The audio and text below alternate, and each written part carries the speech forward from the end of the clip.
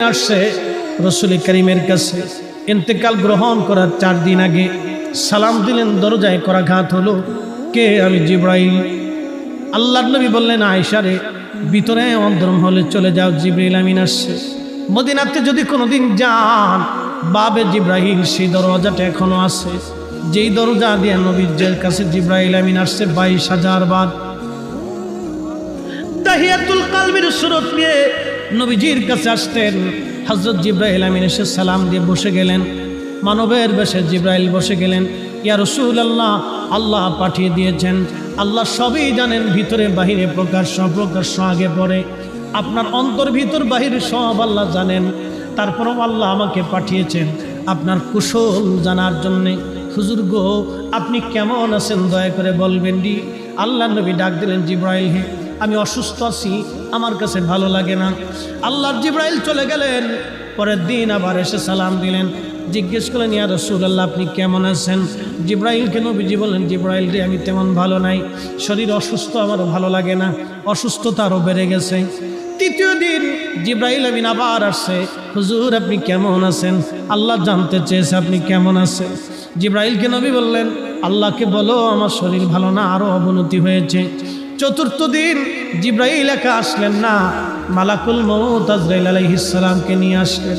আসার পরে দুইজনে সালাম দিয়ে ভিতরে ঢুকলেন।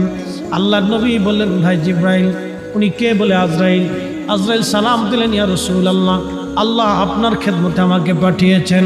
হুজুর, আল্লাহ আমার উপরে ফরমান চালু করেছেন, আমার উপরে রুলস আল্লাহ জারি করে দিয়েছেন আপনাকে সম্মানের সাথে নিয়ে যাওয়ার জন্যে।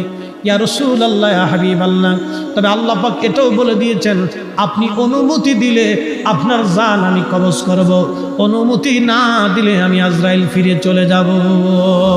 আপনার যতদিন মন চায় ততদিন আপনি দুনিয়ার মধ্যে আপনি উম্মতের মাঝে আপনি থাকবেন। একবার আওয়াজ তুলে বলা যাবে কি আল্লাহু আকবার। একটু বুঝেন তো, আজরাইল নবীর দরবারে বললেন, হুজুর আপনি অনুমতি দিলে আমি জান কবজ করব, অনুমতি যদি না দেন আমি ফিরে চলে যাব। আপনার যতদিন মন চায় আপনি ততদিন বেঁচে থাকবেন। মুসা আলাইহিস সালামের কাছে আজরাইল আসছে, ও মুসা আপনাকে নেওয়ার জন্য আসছি, চলেন। মুসা আলাইহিস সালাম একটা ঘুষি মেরে দিয়েছে আজরাইল আলাইহিস সালামের চোখ বরাবর। আজরাইল, আমার মুসারে যায় কও একটা গরুর উপরে হাত দিতে, গরুর উপরে হাত দিতে বলুন। হাত দেওয়ার পরে যতগুলি পশম হাতের নিচে পড়বে তত বছর আমি আল্লাহ তাআলা হায়াত দিব।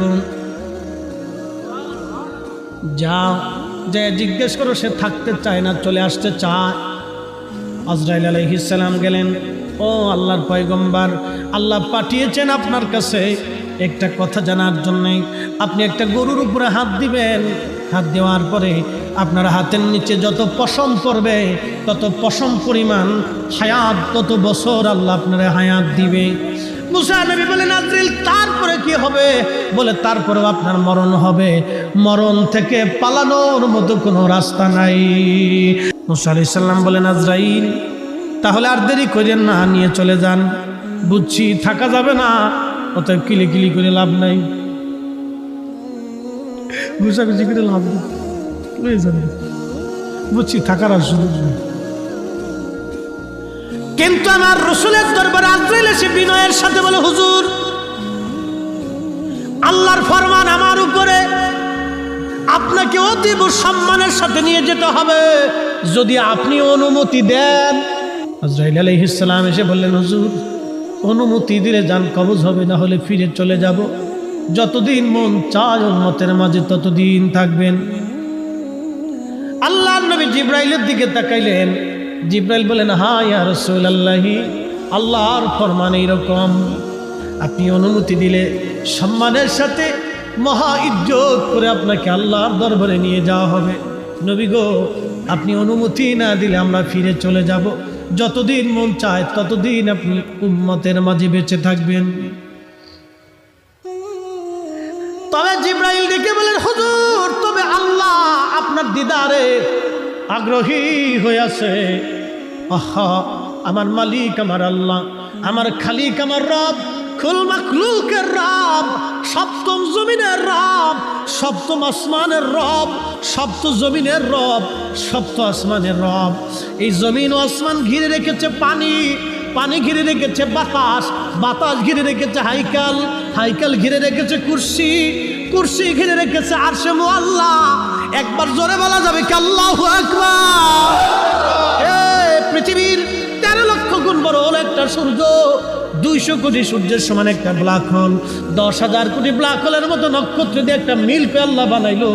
এই মিল্কওয়ের ও গ্যালাক্সির মতো মহাশূন্যে 10,000 কোটি মহাবিশ্ব, এরপরে মহাশূন্য, তারপরে প্রথম আসমান, তারপরে আরো 7টা 6টা আসমান আল্লাহ বানাইলেন। এর ভিতরে আর কি কি আছে আমাদের জানা নাই, জানা নাই, জানা নাই। আপনি যে জমিনের নিচে বসা, এই জমিনের নিচে আরো 6টা জমিন আল্লাহ বানাইলেন, নিচে কি আছে আমাদের জানা নাই। তবে আমাদের সমুদ্রের মতো এইরকম বড় বড় সমুদ্র ওই জমিনেও আল্লাহ বানায় রেখেছেন। এই মালিক আমার আল্লাহ, আল্লাহ, আল্লাহ। ডাক দেখা হাবিব, হাবিবকে যায় বলো আমি আমার হাবিবের অপেক্ষায় আগ্রহী হয়ে আছি। আল্লাহ জিব্রাইল বলেন হুজুর আল্লাহ আগ্রহী হয়ে আছেন আপনার দিদারের আশায়। আল্লাহ নবীর চোখের পানি চলে এসে বলল জিব্রাইল তাহলে আর দেরি করবেন না, নিয়ে চলে যান আমার আল্লাহর কাছে। আমি আর একটা মুহূর্তের জন্য দুনিয়াতে থাকতে চাই না, আমি আমার মাশউকের দিদারে চলে যেতে চাই। একবার জোরে বলা যাবে কি ইয়া রাসূলুল্লাহ?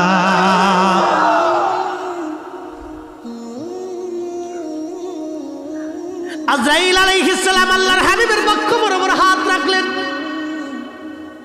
কষ্ট হচ্ছিল নবীজির, ডেকে বলেন আজরাইল একটু আসানে কি হয় না?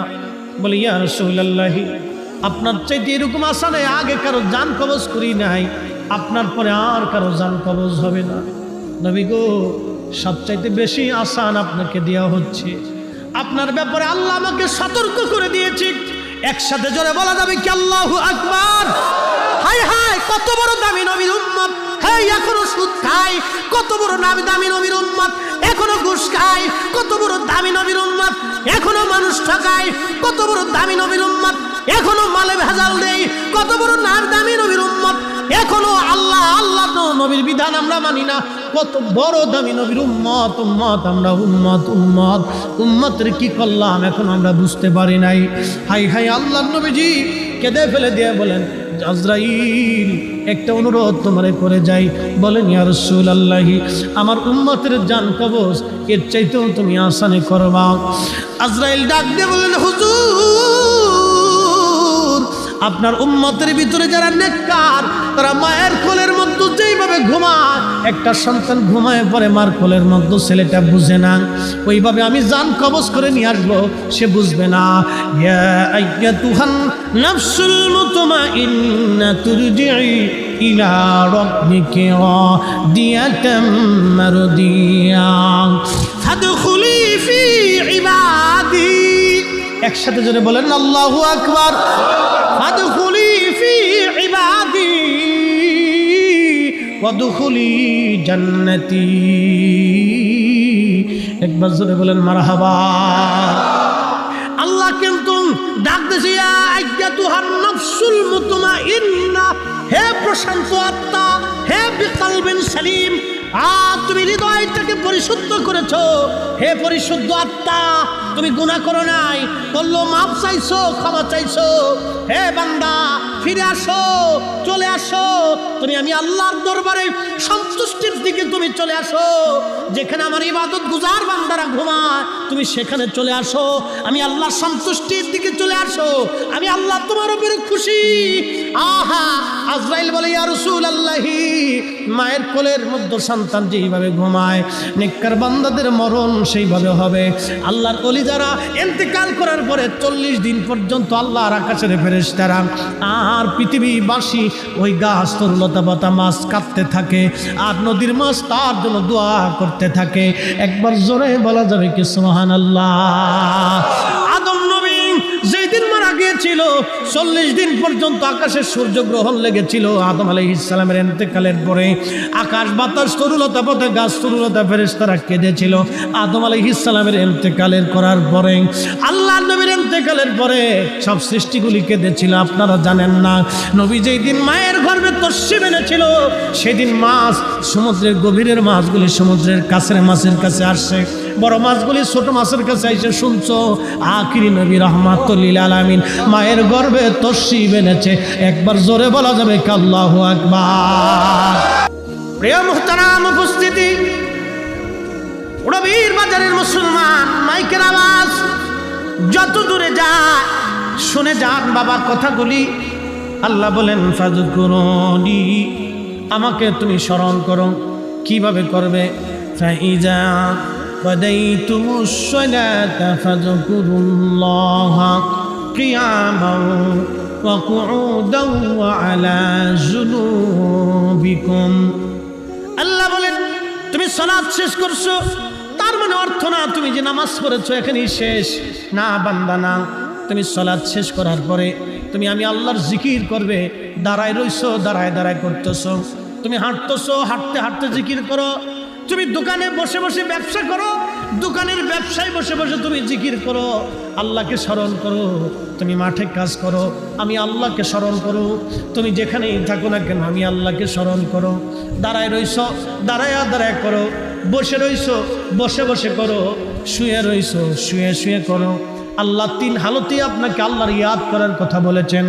আমার হযরত পীর কেবলাদার হুজুর একটা কথা বলতেন, বাবা চির সুখী যদি হতে চাও, চিরদিন যদি সুখের মধ্যে থাকতে চাও, তাহলে দুনিয়ার জগতে অধিক পরিমাণে তুমি কেঁদে যাও, দুনিয়াতে অধিক পরিমাণে কেঁদে যাও। যদি চির সুখী হতে চাও, চোখের পানি ছাড়া আল্লাহর ক্ষমার আশা করা যায় না। কথা বলেন ঠিক কিনা? আল্লাহ রাব্বুল আলামিন বলেন ফাযকুরুনি আযকুরুকুম, তুমি আমাকে স্মরণ করলে আমি আল্লাহ তোমাকে স্মরণ করব। ওয়াশকুরুলি ওয়া লা তাকফুরুন।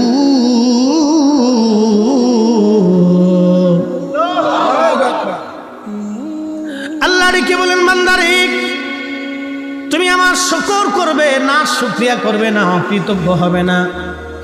যদি শুকর করো, কৃতজ্ঞ হও, যদি তুমি কৃতজ্ঞ হও, আল্লাহ কোরআনে বলে লা ইন শাকারতুম লাযীদান্নাকুম ওয়া লা ইন কাফারতুম ইন্না আযাবী লাশাদীদ।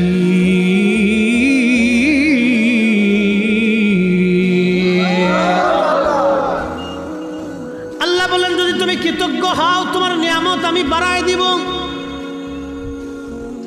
আপনাদের বাড়িতে কুকুর আছে, কুকুর, এই কুকুরকে আপনি খাবার দেন 2 বেলা, মাসের কোনো বেতন টেতন আছে কি? কুত্তার মাসের কোনো বেতন নাই, আপনি খাবার দিলেন 2 বেলা। আপনার বাড়িতে একটা বিড়াল আছে, বিড়াল মাসের কোনো বেতন নাই, খাবার দিলেন 2 বেলা। এই বিড়ালটা শুধু আপনার ঘরের মধ্যেই থাকে না, এই বিড়ালটা আপনার ইঁদুর মারে, আপনার তেলাপোকা মেরে দেয়, আপনার বাড়ি পাহারা দেয়।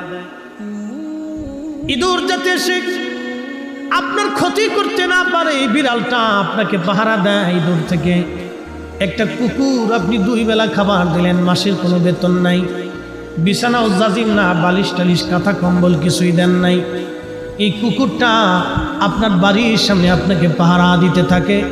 ঠান্ডার ভিতরে উঠানের মধ্যে